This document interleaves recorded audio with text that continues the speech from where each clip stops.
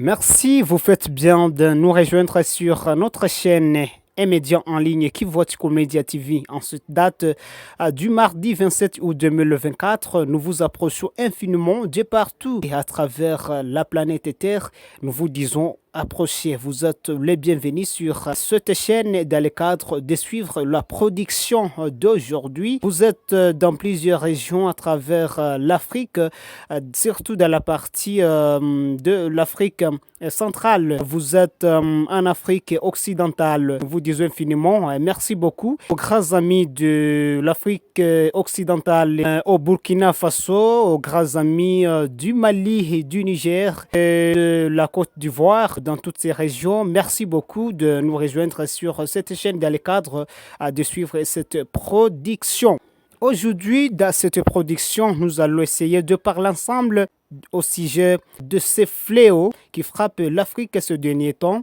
L'Afrique est confrontée, n'est-ce pas, à des manifestations les plus barbares imposées par les terrorismes, ayant plusieurs régions, n'est-ce pas, de l'Afrique frappées par le terrorisme. Et la population africaine, bien sûr, aimerait, n'est-ce pas, voir les organisations comme l'Union africaine ainsi que les conseils de sécurité des Nations unies, pourquoi pas l'Union européenne, prendre leurs responsabilités sur réellement les Africains posséderaient une valeur comme d'autres États du monde qui ne sont pas concernés par ce terrorisme, parce que c'est longtemps que certaines régions d'Afrique sont frappées par le terrorisme. En République démocratique du Congo, très chers internautes de partout, vous retrouvez un État souverain situé en Afrique centrale, frappé par les guerres récurrentes, les guerres, n'est-ce pas, qui coûtent à cette nation plusieurs millions de morts. Et actuellement, il y a plusieurs formes de terrorisme en République démocratique du Congo. Il y a les terroristes du M23, il y a les terroristes du mouvement ADF qui opèrent maintenant 10 ans dans la région, dans la partie nord-est du pays. Et actuellement, la population congolaise ne sait pas vraiment comment mener sa vie. Au niveau de Mambasa, nous sommes dans la province de l'Ituri. C'est plus précisément dans la localité de Bahaha. Dans cette partie du territoire de Mambasa, dans la localité de Bahaha, plus de 250 personnes ont été victimes dans les massacres depuis le mois de janvier jusqu'à aujourd'hui.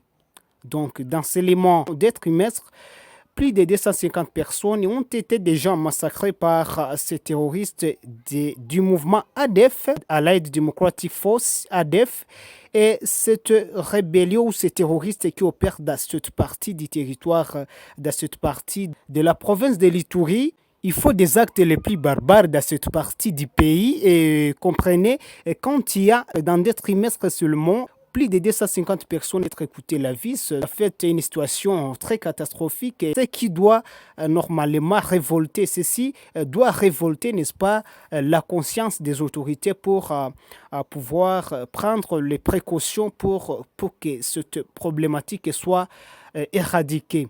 Ceci fait partie des éléments alertés par la société civile dans cette région. Cette mort de plus de 250 personnes dans seulement 8 mois fait alerter la société civile dans cette partie de la province de l'Ituri. Début du mois de juin dernier, au moins, tout le monde est témoin des massacres de la population, des cantines. Au niveau des cantines, c'est dans les territoires de Beni en province du Nord Kivu, où également plus de 200 personnes ont été victimes de ces actes des ADF.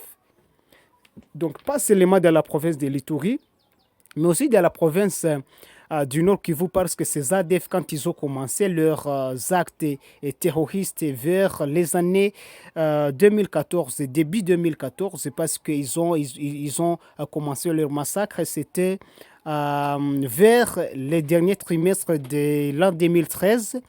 Et en 2014, leur mouvement a été plus opérationnel dans cette partie de la province du Nord Kivu, dans les territoires de Beni.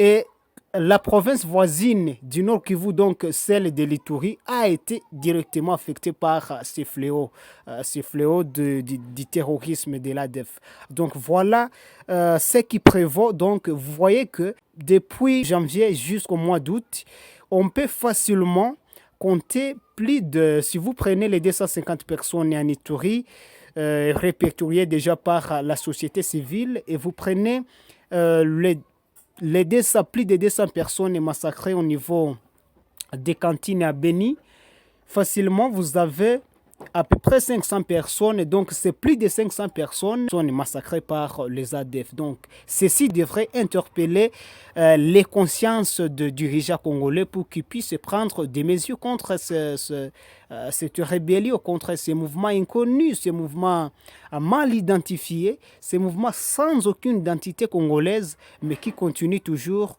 à perpétrer des actes ignobles, des actes qui coûtent les vies de nos populations civiles. Comprenez que certains pays de l'Afrique vraiment sont plus terrorisés, sont plus victimes du terrorisme. Ce sont les mêmes actes que les terroristes qui opèrent dans la région de l'Afrique occidentale. Donc nous sommes en Afrique de l'Ouest, où nous allons parler aussi des actes perpétrés par les terroristes du Burkina Faso. Ces terroristes islamistes du Burkina Faso ont aussi, au début de cette semaine, massacré gravement la population qui habite dans la région de Barça-Logo.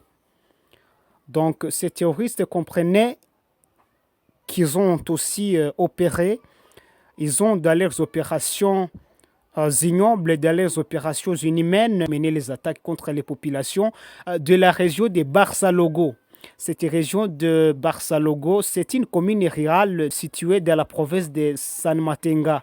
La province de San Matenga s'est située au centre-nord du pays du Burkina Faso. La capitale provinciale, c'est la ville de Kaya. Plus de 200 personnes ont été exécutées sommairement par les terroristes au début de cette semaine. Donc il y a seulement quelques 3 jours que plus de 200 personnes ont été sommairement massacrées par les terroristes djihadistes au niveau de Barça-Logo. Donc, ceci amène aussi les autorités burkinabées à une activation des énergies, n'est-ce pas, pour pouvoir répondre à ces actes perpétrés par ces terroristes djihadistes qui ont opéré dans cette partie de la province de San Matenga. Donc, les terroristes actuellement en Afrique, vraiment, peut-être qu'ils sont fabriqués quelque part pour venir s'aimer ces actes inhumains en Afrique. Sinon, il faut les mêmes actes. Ce qui est opéré au niveau de Beni, dans la ville, dans la province du Nord Kivu, ce qui est opéré dans les territoires de Mahagi, dans la province de l'Ituri, ce qui est opéré, bref, au nord-est de la RDC, c'est ce qui est opéré en Afrique occidentale et surtout au Burkina Faso, voire même c'est ce qui est fait au niveau du Niger et du Mali. Donc, ceci devrait, n'est-ce pas, réveiller les consciences des dirigeants des pays frappés par le terrorisme pour voir dans quel sens ils peuvent, n'est-ce pas, conjuguer ou fournir les nouvelles énergies dans le cadre de pouvoir, n'est-ce pas, éradiquer ce système barbare, ce système terroriste imposé au continent africain où les populations ne savent plus comment vivre, où les populations vivent seulement dans les misères, dans la désolation, surtout dans le désespoir. La population du territoire de Beni, de Mahagi, bref, les habitants qui habitent dans la partie nord-est de la RDC subissent les mêmes sorts que les habitants de quelques provinces du Burkina Faso, comme dans cette province de San Matenga, au niveau de Barça-Logo. Donc voilà ce qui est fait par les terroristes. Donc nous avons essayé de faire cette production dans le cadre, n'est-ce pas, de vous montrer, de vous dire, de vous narrer ce qui est fait, les réalisations du terrorisme en Afrique, les réalisations du terrorisme en RDC, surtout au Nord Kivu, en Ituri, au niveau du Burkina Faso, à San Matenga, à Barça-Logo, au niveau de Kaya, au niveau de Kidal au Mali. Donc, l'Afrique, quelques régions africaines sont confrontées à des manifestations les plus barbares de terroristes fabriqué quelque part pour venir semer la terreur et la désolation au peuple africain. En RDC, n'est-ce pas, nous faisons au moins une décennie, 10 ans, en train de subir ces actes perpétrés par les ADF. Le même 10 ans viennent d'être subis par la population burkinabé avec ces manifestations les plus barbares imposées par les terroristes. Et ces terroristes djihadistes du Burkina Faso sont très dangereux. Il s'agit de quelques membres islamistes qui sont venus de quelque part, fabriqués quelque part, formés quelque part, formés aussi par quelques puissances pour venir semer la terreur et la désolation, surtout dans des pays qui disposent des ressources naturelles.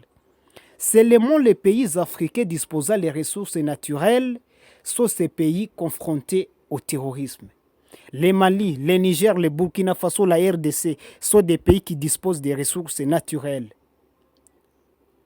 Voilà ce qui existe. Donc c'est pourquoi en RDC, nous faisons surtout face à de plusieurs formes de terrorisme, les M23, les ADF et les autres formes de banditisme qui se font de ça et là, à cause toujours des ressources naturelles. Au niveau du Burkina Faso, même chose. Au niveau du Mali et du Niger, même chose. Mais les États africains ne disposant pas des ressources naturelles. Dans ces États, ils n'ont pas de terroristes. Il n'y a pas de terrorisme dans ces États parce que quelques puissances qui forment, quelques puissances qui fabriquent ce terrorisme ne peuvent pas fabriquer le terrorisme pour le mettre dans un pays où il n'y a pas de ressources naturelles. Parce que à tout prix qu'il faut la guerre contre les forces armées dans un pays X où ils sont, dans cette même période, ils profitent à piller les ressources naturelles. Et ces ressources naturelles, comprenez qu'il y a des contreparties et des rétrocommissions avec ces pays-là qui les ont envoyés ou ces pays qui les équipent. Voilà ce qui existe. Donc ces États africains qui sont confrontés à des manifestations les plus barbares imposées par le terrorisme, ce sont des États qui devraient faire des coopérations mutuelles, les coopérations sincères, les coopérations franches, pour qu'ils puissent parvenir, n'est-ce pas, à fournir des énergies nécessaires, des nouvelles énergies, surtout les énergies combatives pour parvenir à neutraliser ce terrorisme. Dans le cas contraire, chaque pays confronté à cette manifestation la plus barbare des terroristes, qui ne sera pas ou qui sera en train de coopérer avec quelques puissances occidentales, et peut-être que dans ces puissances, ce sont les mêmes puissances qui auraient peut-être formé ces terroristes. Vraiment, c'est très difficile à espérer, n'est-ce pas, aux résultats les plus favorables, les résultats qui sont les attentes du peuple. Voilà ce qui existe. C'est par exemple au niveau de l'Afrique occidentale, excusez, le Mali, le Niger et le Burkina Faso, pourquoi ils sont sortis, ces trois États sont sortis de l'organisation régionale de l'Afrique occidentale et la CEDEAO. Ils sont sortis de cette organisation régionale et CEDEAO. Pourquoi? Parce que dès que ces États ont fait face au terrorisme, l'organisation régionale de la CEDEAO n'a jamais apporté son appui pour essayer, n'est-ce pas, de contribuer, n'est-ce pas, aux batailles, de contribuer au combat pour que ces États puissent se débarrasser du terrorisme. C'est pourquoi ces États devraient toujours sortir. Donc, ils sont sortis effectivement avec raison. Ils sont sortis avec raison.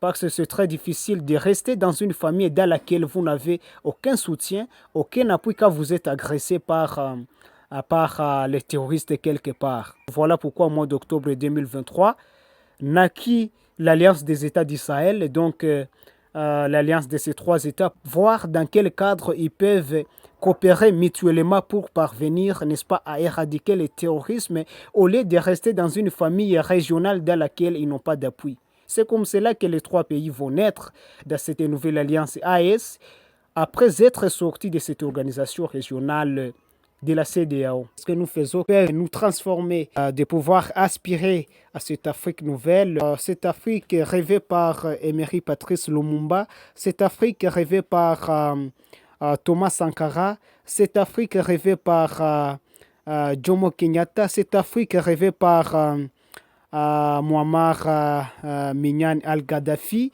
Cette Afrique rêvée par plusieurs panafricanistes qui jusqu'aujourd'hui demeurent, n'est-ce pas, des esprits forts qui continuent à inspirer, n'est-ce pas, les fils africains, les enfants africains dans le cadre, n'est-ce pas, de préparer une nouvelle Afrique pour la prochaine ou la future génération. Merci très chers internautes de vous abonner sur notre chaîne. Merci, à la prochaine.